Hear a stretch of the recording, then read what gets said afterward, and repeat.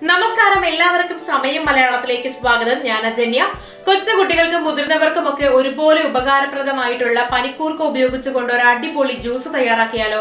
വളരെ സിമ്പിൾ ആയിട്ട് നമുക്ക് ഈ ജ്യൂസ് വീട്ടിൽ തന്നെ തയ്യാറാക്കാനായിട്ട് സാധിക്കും.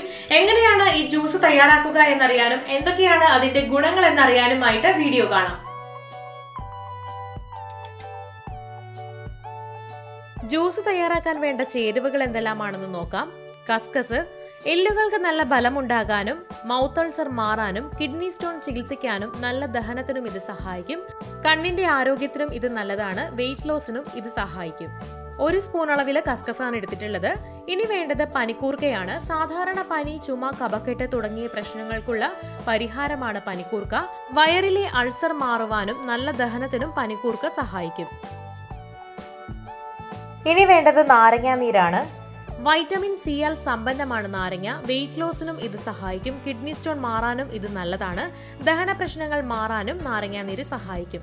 ഇനി ഇത് തയ്യാറാക്കുന്നതിന് മുൻപായിട്ട് നമുക്ക് ഈ കസ്കസിൽ കുറച്ച് വെള്ളം ഒഴിച്ച് കുതിരാനായിട്ട് വെക്കാം. ഇനി ഇത് നന്നായിട്ട് ഇളക്കി കൊടുക്കുക. അതിനുശേഷം നമുക്കിത് മാറ്റിവെക്കാം. 5 മിനിറ്റാണ് മാറ്റി വെക്കേണ്ടത്. ഇനി നമുക്ക് ഒരു കല്ലെടുക്കുക. ഈ കല്ലിലേക്ക് നമ്മൾ എടുത്ത് കഴുകി വെച്ചിരിക്കുന്ന പനിക്കൂർക്ക ഇട്ട് നന്നായിട്ട് ചതച്ചെടുക്കണം. ഇതിന്റെ നീരെടുക്കാനുള്ളതാണ്. അപ്പോൾ ഇവിടെ ആ ഒരു പരുവത്തിന് കിട്ടിയിട്ടുണ്ട്. ഇനി നീരെടുക്കാം.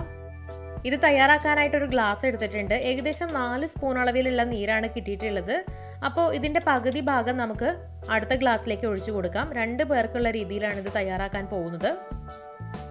ഇനി ഇതിലേക്ക് നമുക്ക് 2 or 3 ഐസ് ക്യൂബ് ഇട്ട് കൊടുക്കാവുന്നതാണ്. ഇത് ഓപ്ഷണൽ ആണ്. വേണമെങ്കിൽ മാത്രം ചേർത്ത് കൊടുത്താൽ മതിയാകും. ഇനി നമുക്ക് കസ്കസ് ചേർത്ത് കൊടുക്കാം. അപ്പോൾ നമ്മളിവിടെ കുതിരാൻ വെച്ചിട്ടുള്ള കസ്കസ് നന്നായിട്ട് കുതിർന്ന് കിട്ടിയിട്ടുണ്ട്. ഓരോ സ്പൂൺ വീതം ആദ്യം ചേർത്ത് കൊടുക്കാം. കസ്കസിന് നല്ല തണുപ്പുണ്ട്, അതുകൊണ്ട് ഐസ് ക്യൂബ് ഇട്ടില്ലെങ്കിലും കുഴപ്പമില്ല. ഇനി നമുക്കിതിലേക്ക് പഞ്ചസാര ആഡ് ചെയ്ത് കൊടുക്കാം. 1 സ്പൂൺ പഞ്ചസാരയാണ് ചേർത്ത് കൊടുക്കുന്നത്. നിങ്ങളുടെ മധുരത്തിനനുസരിച്ച് ചേർത്ത് കൊടുക്കാവുന്നതാണ്. അടുത്തതായിട്ട് നമുക്ക് 2 സ്പൂൺ വീതം നാരങ്ങാ നീര് രണ്ടിലേക്കും ചേർത്ത് കൊടുക്കണം. ഇനി ആവശ്യത്തിന് വെള്ളം ഒഴിച്ചു കൊടുക്കാം. അവസാനമായിട്ട് നമുക്ക് ബാക്കി വന്നിട്ടുള്ള കസ്കസ് കൂടി ഇതിലേക്ക് ഇട്ട് കൊടുക്കാം. എന്നിട്ട് നന്നായിട്ട് ഇളക്കി യോജിപ്പിച്ച് കൊടുക്കണം. പഞ്ചസാര അലിയുന്നത് വരെ നന്നായി ഇളക്കി യോജിപ്പിച്ച് കൊടുക്കുക. അപ്പോൾ നമ്മുടെ ജ്യൂസ് ഇവിടെ തയ്യാറായി കഴിഞ്ഞിട്ടുണ്ട്. നല്ല ഫ്രഷ് ആയിട്ടുള്ള ജ്യൂസാണിത്.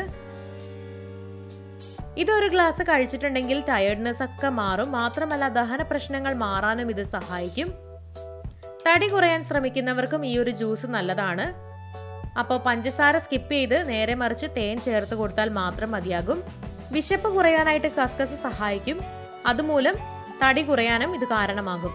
പലതരം അസുഖങ്ങൾ മാറാനും റിഫ്രഷ് ആകാനും ഒക്കെ സഹായിക്കുന്ന ഈ ജ്യൂസ് നിങ്ങളും ട്രൈ ചെയ്ത് നോക്കുക. വീഡിയോ എല്ലാവർക്കും ഇഷ്ടമായെന്ന് വിചാരിക്കുന്നു. ഇഷ്ടമായെങ്കിൽ തീർച്ചയായിട്ടും ലൈക്ക് ചെയ്യുക, ഷെയർ ചെയ്യുക, കമന്റ് ചെയ്യുക. ഇതുപോലുള്ള കൂടുതൽ വീഡിയോകൾക്കായി സമയം മലയാളം സബ്സ്ക്രൈബ് ചെയ്യുക.